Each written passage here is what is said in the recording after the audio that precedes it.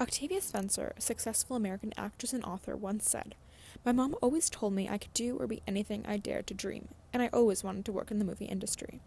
Today, she is an Oscar winner, Golden Globe winner, and an overall well-known face in the industry. For many others who had the same dream, success does not come so easy as it did for Mrs. Spencer.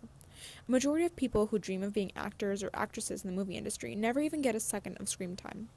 The film industry, a major part of the art scene in the United States, has long been criticized for their prejudice in the creation of movies, specifically in their casting process.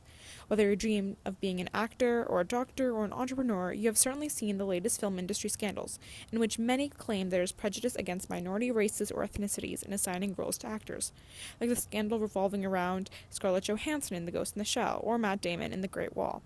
But how large is the movie industry? What are these casting practices? And what impact does it have on the industry in general? What are the ethical issues at play in the overall American film industry?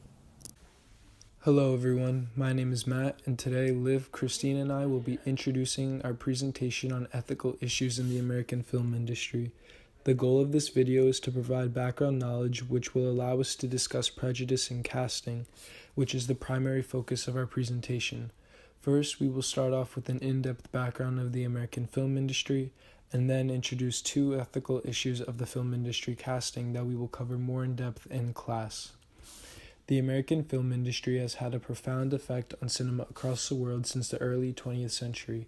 Hollywood is the oldest film industry in the world, originating more than 121 years ago, and is also the largest film industry in terms of revenue. In the Theatrical Market Statistics Report of 2015, the Motion Picture Association of America noted that the global box office reached $38.3 billion that year, with $11.1 billion of that figure being contributed by the US and Canada box office. The UNESCO Institute reports that the United States is the second top producer of films after India, with 738 feature films being produced in 2013 alone. As you can observe by reading the graphs created by the Bunch Center at UCLA included in the 2015 Hollywood Diversity Report, in broadcast cable and digital scripted shows, there is an obvious minute representation of minorities including blacks, Latinos, Asians, and mixed races, with only 20% or less casted in the industry. In figure 89 shown below, there is an ultimate decline in the amount of revenue earned by movies and TV shows as the percentage of minorities included increases. This can possibly explain the reasoning behind producers' ways of casting in the industry. The first ethics issue of the American film industry that we will be discussing in relation to race and ethnicity is whitewashing. Whitewashing is the casting of white actors as characters of non-white races that usually comes from white cultural dominance and Anglo-ethnocentrism. The other ethics issue that we will be discussing is the casting of stereotypical characters.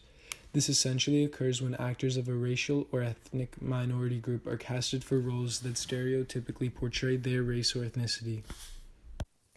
We will cover both of these issues more in depth during our presentation and discuss both the positive and negative implications that they bring.